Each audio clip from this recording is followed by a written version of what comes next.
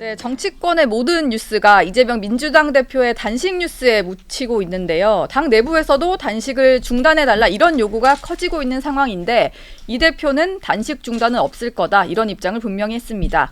관련 내용은 더불어민주당 김종민 의원 모시고 자세히 얘기 나눠보겠습니다. 어서 오세요. 예, 안녕하세요. 네, 오늘 아마 가장 좀 핫한 뉴스가 아닐까 싶어요. 이재명 대표가 어제 발표를 했습니다. 오늘 오후 1시 반에 검찰에 또 나가겠다라고 얘기를 했는데 건강 상태가 뭐 앞서 저희 용심 청심에서도 많이 얘기를 했습니다만 단식이 13일 차여서 건강 상태가 좀 우려가 돼요. 검찰 조사를 받을 수 있는 상황인가 이게 좀 걱정이 되거든요. 전 단식 13일이면 검찰 조사는 불가능하죠. 그러니까 서 있기가 어려운 상황이잖아요. 대부분. 네. 그래서 검찰이 뭘 이렇게 굳이 수사를 하겠다고 부르는 건 저는 이해가 안 갑니다. 굳이 아니, 단식 13일째 되는 사람 불러다가 뭘 조사할 수 있겠어요. 왜 검찰도 뭐 기싸움을 하자는 건지. 기싸움으로 좀 보신다. 3시간만 조사를 받겠다 이런 거에 대해서도 그러면 지금 기력이 워낙 조사를 받을 수 있는 상황이 아니니까 뭐 어쩔 수 없는 얘기다 이렇게 보시는 저는 뭐 건가요? 3시간이 아니고 30분도 조사는 어렵다고 봅니다. 검찰청에 네. 뭐 3시간이 있을 수는 있지만 예. 조사를 3시간 하는 건 불가능하지 않겠어요? 검찰에서는 일단 이런 얘기를 하거든요. 조사 뭐 일단 단식 중에 조사여서 이 대표의 상황이 이전과는 좀 다르긴 했겠습니다만 조사 내내 진술을 좀 구체적으로 하는 건 거부를 했고 질문과 무관된 이제 반복적인 답변을 했고 그런 식의 얘기를 했고 조서 사인도 거부를 일단 한 상태다 보니까 검찰은 이제 그 조사를 받는 태도가 상당히 좀 비협조적이었다. 뭐 이런 얘기를 하고 있어요. 여기에 대해서는 좀 어떻게 평가를 근데 하세요? 모든 조사받는 사람이 다 비협조적입니다. 네. 내가 죄가 있고 내가 죄인이다라고 근데 만세 부르는 사람이 누가 있습니까? 근데 정당한 이제 방어권을 행사를 하려면 조금 더 적극적으로 자신의 반박 논리를 펼 수는 있지 않을까? 다 그렇게 하겠죠. 그러니까 그걸 검찰이 보기엔 비협조적이라 보겠죠.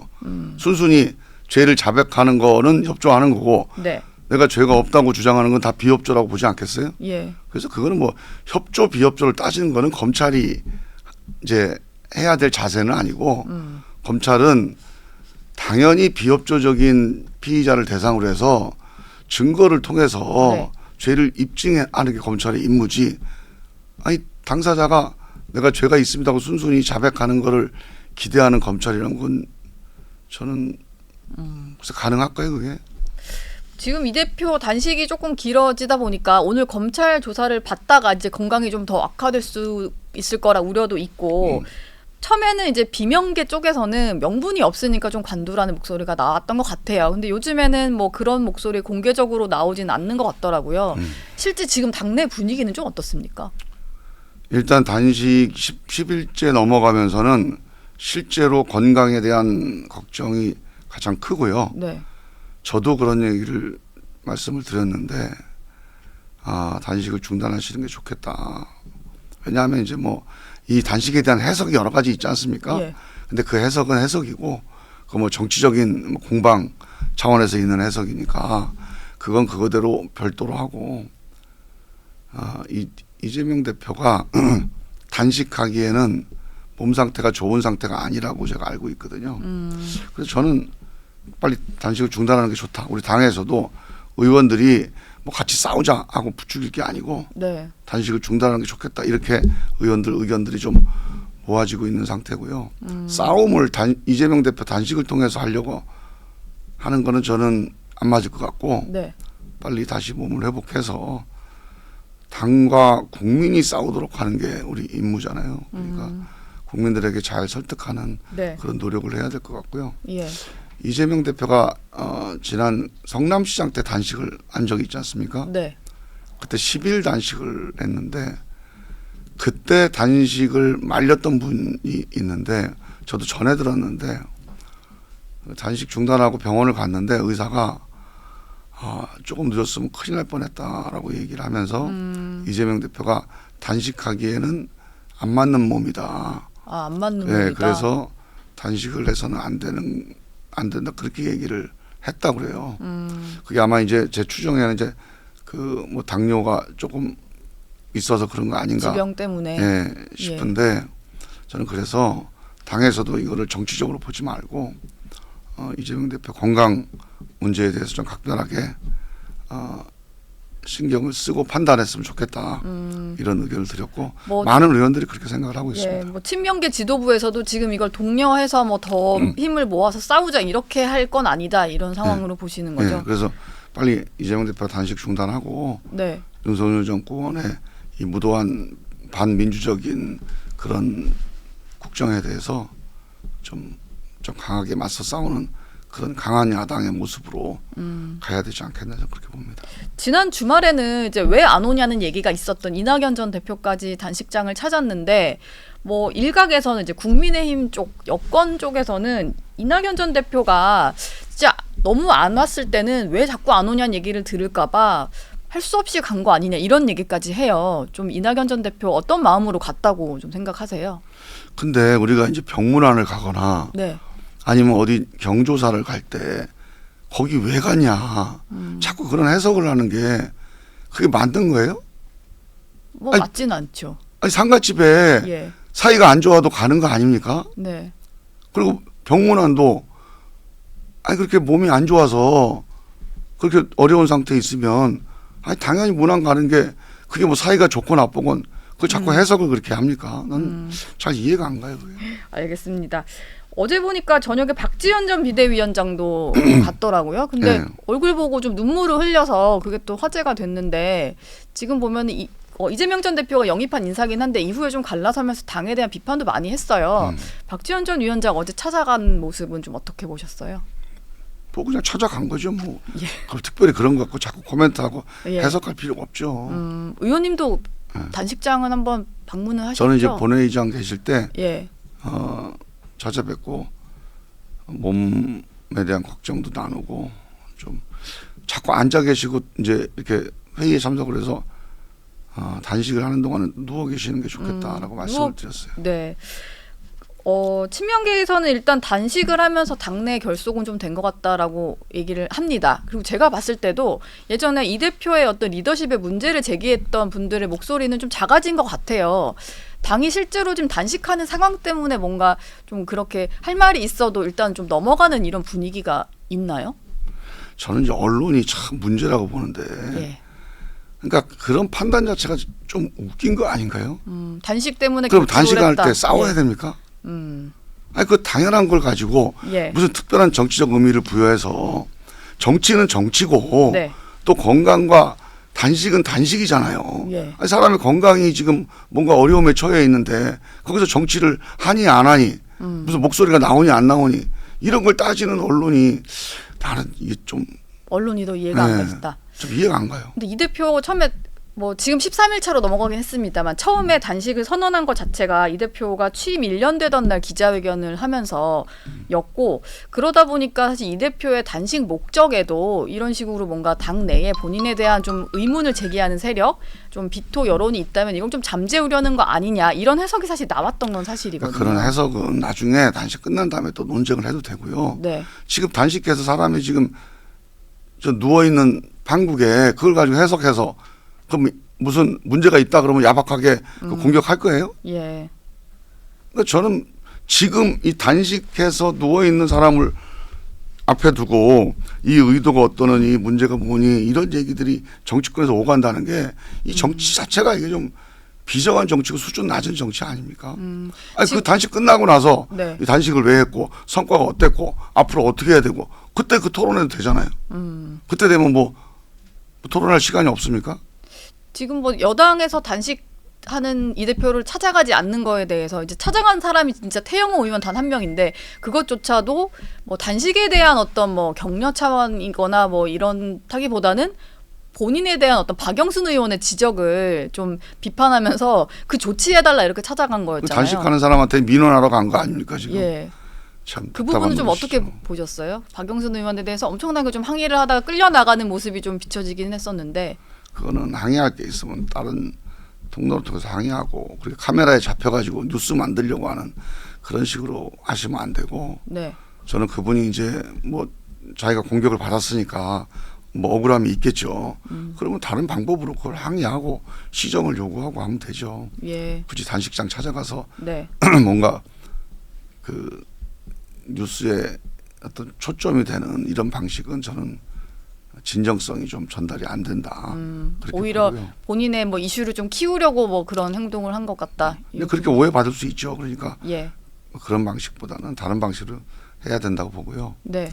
저는 이제 여당이 단식에 대해서 자꾸 이제 공격을 하고 폄하하는 것만 해요. 그러니까 여당도 단식에 대해서 나름대로 자기들이 정치적 평가를 할 수는 있죠. 네. 근데 그 단식 끝나고 해도 돼요. 단식 중에 사람이 이제 13일을 굶으면 사실은 개인적으로는 정신적으로 상당히 이제 좀 혼미한 상태고 네. 육체적으로도 정상적인 상태가 아니거든요. 어제 그 단식 경험이 있던 이정현 전 새누리당 대표 같은 경우도 장기 괴사 뭐 얘기를 좀 잠깐 언급을 하시더라고요. 뭔가 몸적으로도 내부적으로도 힘들 수 있다 뭐 이 얘기를 하긴 하시더라고요. 그렇죠. 처음에 이제 탄수화물, 지방, 단백질 다 빠지고 이제 그다음엔 장기가 괴사되는 단계에 이르는 그래서 단식이 자칫하면 되게 치명적일 수도 있습니다. 그래서 우리가 그런저런 것들 다 감안해서 단식을 놓고는 해석을 하든지 또 이걸 뭐 한쪽으로 부추긴다든지 한쪽에서 또 이걸 폄하한다든지 이런 식의 정치적 접근을 좀 안 했으면 좋겠어요. 일단 네. 이재명 대표가 건강을 위해서 빨리 단식을 중단하고 건강을 회복했으면 좋겠고요. 정치권에서도 여기에 대해서 찬이든 반이든 단식에 대해서 이리저리 자기 정치적인 목적으로 숟가락 얹는 거 하지 말고 좀 기다리고 그리고 여당도 우리가 부부싸움을 하다가도 뭐 한쪽 상대방이 아파서 병원에 입원해 있으면 뭐 부부싸움 하다가도 가서 좀 위로도 하고 네. 또 뭔가 걱정도 하고 그래야 되는 거 아니에요? 네. 아니 지금 이게 원수도 아니고 이렇게 누워 있는 사람 대상으로 해서 거기다가 그렇게 막 야박하게 쏟아붓고 하는 게 저는 언제 정치가 이렇게 망가졌나 싶은 생각이 들 정도예요. 근데 이 질문을 제가 그 좀 대신 드려보자면 이런 얘기하는 분들도 있거든요. 사실 거대 야당 대표의 단식이다 보니까 뭐 예전에 야당 입장인데 좀 의석수가 적어서 우리 힘으로는 할 수 없었을 때는 단식과는 좀 다르지 않냐라고 해서 아니 이 그건 다 대표의 만든 단식에 얘기고 대해서 다 할 수 있는 네. 얘기예요. 예. 끝나고 나서 논쟁하면 돼요. 아니 거대 야당 대표라고 그래서 13일 굶으면 뭐 별로 배가 안 고픕니까? 아니 하나의 인간이에요 그냥. 네. 야당 대표가 아니고 예. 180석이라고 그래서 180일 단식해도 괜찮아요? 똑같은 인간이에요. 네. 그 하나의 인간이 밥을 굶고 극한 투쟁을 하고 있고 극한 상태에 있으면 예. 일단 그 상황에 대해서는 좀 위로도 좀 하고 중단 요구도 좀 하고 네. 그렇게 해서 좀 달래기도 하고 설득도 하고 그게 정상적인 거지. 거기다 대고 무슨 네. 정치적인 해석을 갖다 들여놓고 유불리를 따지고 국민들이 그거 좋게 보지 않을 것 같아요. 저도 제가 정치부 출입하면서 이렇게 협치가 안 되는 여야도 처음 본 것 같은데 이 논란으로도 한창 좀 시끄러운 것 같아요. 민주당에서는 뭐 밑도 끝도 없는 주장에다 얘기를 하는데 지금 김만배 씨 허위 인터뷰 논란을 가지고 뭐 배후에 이재명 대표가 있는 거 아니냐 이 대표가 답을 해야 된다. 사실 단식장에 찾아가서 뭐 격려라든지 만류 이런 걸 한다기보다는 지금 이 대표를 향한 공세 수위를 더 높이고 있거든요. 국민의힘이. 의원님이 보시기에는 이 사건의 본질은 좀 뭐라고 보세요? 일단 김만배 신앙님 두 사람 간에 좀 동거래나 이런 것들이 나오다 보니까 좀 의혹이 커지고 있는 상황이긴 하고. 저는 이게 우리 정치와 언론이 최근 몇 년 사이에 상당히 늪에 빠진 것 같아요. 늪에 빠져. 한번 생각해 보세요. 예. 자, 거기에 배우가 있었다라고 하는 거는 어떻게 확인합니까? 사실관계잖아요. 사실관계 조사해야 확인이 되는 거죠. 네. 그럼 그때부터 이게 옳으니 그러니 책임이 누구니 그 논쟁을 해야 됩니다. 우리가 사실관계가 특정이 안 된 사법 문제를 늘 정치의 무대로 갖고 와요. 이건 사법 문제입니다. 예. 사실을 확인해야 돼요. 자, 돈을 받은 건 사실이잖아요. 네. 그럼 돈을 받았는데 왜 받았느냐? 그래서 돈을 받아서 인터뷰를 했거나 모든 정치적인 어떤 목적을 가지고 돈을 주고받았다. 이런 의심이 되는 거 아닙니까? 네. 요 사실관계를 먼저 확정을 줘야 됩니다. 예. 이게 시간이 걸리더라도 그 다음에 정치적 논쟁을 시작해 늦지 않아요. 그러니까 사실이 아직 특정이 안 돼 있고 확인이 안 돼 있는 걸 정치적으로 끌고 와서 이게 뭐 이재명 대표가 뭐 연루가 됐다 안 됐다 이 논쟁을 해봐야 이재명 대표 반대하는 사람은 지지할 거고 네. 찬성하는 사람은 반대할 거예요. 예. 그러니까 이런 정치적 논쟁만 계속 해나가는 거죠. 그거 말고 정치의 영역은 이런 사법 문제가 아니에요. 사법 문제는 일단 조사를 맡기고 사실이 확인된 다음에 정치에서 논쟁을 해야 됩니다. 네. 그러니까 우리가 언제부턴가 검찰에다가 고발해놓고 그거하고 계속 싸워요. 근데 조사를 해봐야 알잖아요. 네. 다 조사를 자기들끼리 다 해버려. 이거는 이렇게 될 거다. 그래가지고 재판 결과가 나오기도 전에 온통 정치판이 재판을 다 해버립니다. 그러니까 국민들이 맨날 여기에 끌려가지고 이 논쟁에 입사해서 네. 우리 채널 A도 그렇고 CBS도 그렇고 KBS도 맨날 그거 중계방송해요. 그래갖고 정치권에서 벌어진 일이다 보니까 뭐 뉴스가 맨날 사법 관련된 논쟁이 뉴스거리예요. 근데 그 결론 납니까? 예. 사실관계를 모르는 걸 가지고. 한참 걸리기도 하고 일단 정치권이 뭔가 모든 이슈마다 다 수사기관으로 가져가는 건 저도 좀 그건 옳지 않다라고 생각을 하는데. 물어보질 마세요. 언론에서 자꾸. 그거 네. 물어보니까 자꾸 말을 만들어내잖아요. 사실관계도 모르는데 언론 이건 때문에 이거다. 이게 만들어진다. 아니 서로 그냥 이 언론하고 정치권하고 상부상조하는 거죠. 저희야 뭐 취재를 하는 거니까요. 요 부분도 하나 여쭤보고 싶은데요. 오늘 방심위에서 이런 일정이 하나 있습니다. 이제 허위 인터뷰 의혹에 대해서 뉴스타파가 이제 녹음 파일을 보도를 했었고 그걸 인용 보도한 매체 70여 건에 대해서 무더기로 심의를 한다고 해요.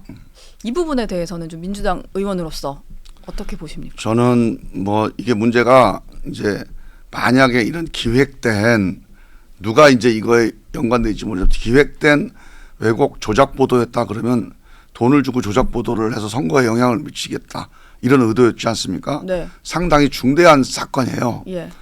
그런데 문제는 이 사건의 의도를 가지고 가담한 사람도 있을 거고 연루된 사람도 있을 거고 모르고 그냥 이런 게 사실인가 보다 하고 잘 모르고 네. 연루된 경우도 있을 거 아닙니까? 예. 그래서 그거를 잘 따져봐야 되니까 이건 조사가 필요한 사안인데 조사. 그 조사 과정에서 방심위가 조사를 할 수도 있는데 예단을 가지고 언론이 특히 예를 들어서 뭐 그동안에 윤석열 정부의 비판적인 언론이었다고 그래서 그 언론을 탄압하기 위해서 또 언론을 공격하기 위해서 이걸 조사권을 발동한다. 그러면 또 이제 이건 그거 자체가 또 언론 자유를 흔드는 일이 돼버리잖아요. 네. 그리고 이제 또 한 가지는 저는 이 문제에서 뉴스타파나 아니면 그걸 보도한 방송이나 이런 점은 있습니다. 저는 그걸 알고 이게 무슨 의도된 공작이라는 걸 알고 보도했을 가능성은 거의 없다고 봐요 저는. 언론 매체들 입장에서는요. 당연하죠. 그거 뭐 그 특종 하나에 특종도 아니죠. 이제 보도되는 거 보도하는 거 하나에 네. 자기 언론사의 명운을 걸 그런 바보는 아닐 거 아닙니까 언론사가. 그래서 저는 그럴 가능성은 없는데 단지 이런 건 있습니다. 자 이게 이제 사실관계가 확인이 됐는데 이게 정말로 크로스 체크가 됐나. 이게 정말 한번 여러 가지로 이제 사실관계를 한번 따져봤나. 네. 이런 점에서 언론의 윤리나 언론의 책임성 예. 이런 점에 대해서는 네. 한번 각자 언론사들이 내부적으로 한번 따져봐야 됩니다. 그러니까 이런 보도가 여과 없이 선거 앞두고 2, 3일 동안 확산될 수 있었던 데는 네. 당연히 언론사들은 이거를 체크를 해야 되거든요. 예. 이게 사실인지 해야죠. 아닌지. 검증을 하고 보도를 해야죠. 그런 검증 과정이 얼마나 치밀했는지 책임 있게 진행됐는지 이런 점에 대해서는 한번 일단 언론사 내부가 네. 이건 큰일이다 빨간불을 켜고 한번 확인해 봐야 됩니다. 일부 매체 같은 경우는 이제 보도 과정의 누락을 좀 인정하고 자체적으로 진상조사하겠다 이런 데들도 있는 거 보니까 빨리 그렇게 해야 돼. 이건 거기서 문제가 확인되고 해결돼야 되지 뭐 방심위가 됐든 검찰 수사가 됐든 그건 다 나중 일입니다. 예. 정말 그 가운데서 알고 의도적으로 여기에 가담했다는 혐의가 나오면 네. 검찰로 가는 거죠. 근데 그 전에 이걸 가지고 막 탄압용으로 검찰도 나서고 네. 방통위도 나서고 이러면 또 이거 완전 수렁이 됩니다. 언론사 자체에서 저는 아주 냉정하고 아주 엄정하게 이 문제에 대해서 자체적으로 조사하고 확인하는 작업을 하는 게 저는 꼭 필요하다고 봐요. 네. 뭐 다른 현안도 좀 여쭤보려고 하는데 윤석열 대통령이 어제 순방 마치고 돌아와서 개각과 관련해서 내정자들에 대한 보고를 받았다 이런 걸로 알려지고 있는데 일단 뭐 의원님도 기사 보니까 아셨겠지만 차기 장관에 거론되는 후보들이 이름이 좀 나오고 있잖아요. 국방부는 뭐 신원식 의원 그리고 문체부 장관에는 유인촌 대통령 특보 그리고 뭐 여가부 장관은 김행전 국민의힘 비대위원 이런 얘기가 나오는데 사실 개각을 하라는 거는 이재명 대표가 단식에 들어가면서 했던 요구이기도 한데요. 이 3명의 면면을 보고 좀 어떤 생각이 드셨는지 궁금합니다. 심각하죠. 예, 어떤 면에서 좀 더 심각하다고 보셨어요? 윤석열 대통령이 정치를 안 해본 분이니까 새로운 정치를 하라고 뽑아준 거 아닙니까? 국민들이? 네. 그렇게 해서 찍어준 분들이 많잖아요. 근데 새로운 정치라는 게 이 거꾸로 가는 이 과거로 가는 퇴행적 정치를 계속 하고 있어요. 이게 우리 유인촌 장관 후보자가 사실이라면 그분은 이명박 정권 때 장관했던 분 아니에요? 네, 한 번 장관하셨죠. 네. 그러니까 지금 물경 15년 거의 15년 전에 했던 분을 다시 소환할 정도로 네. 대한민국이 그렇게 과거로 가야 되는지 또 인재가 없는지 잘 모르겠고요. 저는 인사는 15년 전 이명박 정권 때로 가는지 몰라도 국정을 대하는 국정 운영의 방식이나 태도, 네. 국민과 민심을 대하는 야당을 대하는 태도는 저는 전두환 정권 때로 돌아가는 것 같아요. 전두환 정권. 예, 이게 독재의 길을 가는 거 아닌가 싶어요. 자기하고 의견이 다른 사람이 있어요. 그러면 의견이 다르면 당신은 다르다 하고 설득을 해야 되는 거 아닙니까? 네. 나는 생각이 다르다. 근데 내 생각이 맞는 것 같으니까 내 생각 들어봐라. 라고 대화하고 소통해야 돼요. 설득해야 돼요. 네. 근데 나랑 의견이 다르면 반국가 세력이라는 거예요. 공산 세력이라는 거예요. 너무 이분법적으로 좀 이거는 나온다.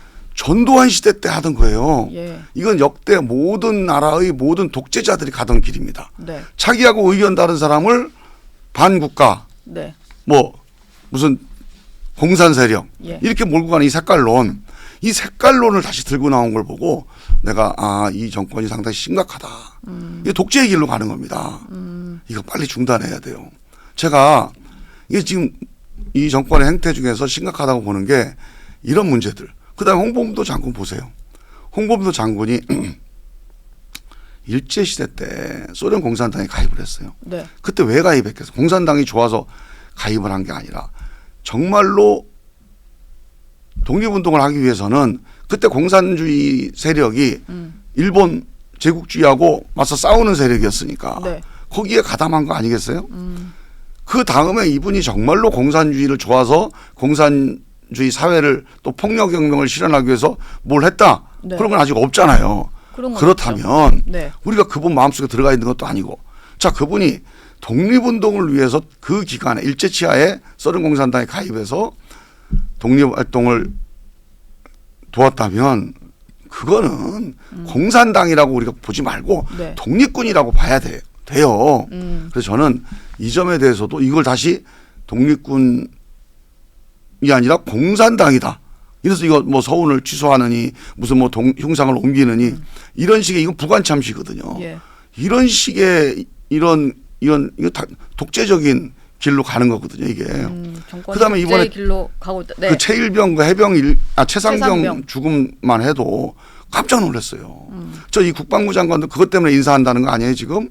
근데 국방부 장관이 네. 다 결재를 해서 끝난 거예요. 그럼 장관이 누가 있습니까? 청와대 용산 국가안보실도 비서관도 안 돼요. 대통령 말고는 장관의 결재를 바꿀 수 있는 사람이 없어요. 대통령이 대노해가지고 화가 나가지고 바꿨다 이렇게 지금 알려져 있어요. 이게 만약에 사실이라면 이거는 정말 대통령실은 일단 뭐 관련이 없다라고 얘기는 하고 근데 있죠. 그렇게 얘기가 나오고 있잖아요. 이거 조사를 해봐야 될 사안인데 이게 사실이라면 예. 저는 이거는 아주 심각한 사건입니다. 그래서 국방부 장관은 그 교체를 할 게 아니라 지금 탄핵안을 낸다고 하니까 민주당 얘기대로 탄핵감이다 이렇게 보시는 전 거죠. 국방부 장관을 떠나서 네. 저 국방부 장관도 사실은 대통령이 시켜서 한 거 아니다, 시켜서 한 거 아닌가 그런 의심을 받고 있잖아요. 저는 누가 이 국방부 장관이 이런 범법을 하게 됐는지 군사법원법에 의하면 네. 기본적으로 사망 사건은 예. 군에서 못 다루게 돼 있습니다.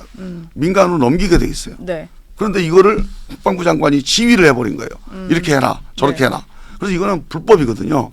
이 불법을 누가 지시했느냐 이걸 따져봐야지. 저는 뭐 국방부 장관이 무슨 책임이 있다 없다 해서 끝날 문제가 아니라고 봅니다. 알겠습니다. 김종민 의원 얘기는 여기까지 듣도록 하겠습니다. 나와주셔서 고맙습니다. 예, 감사합니다.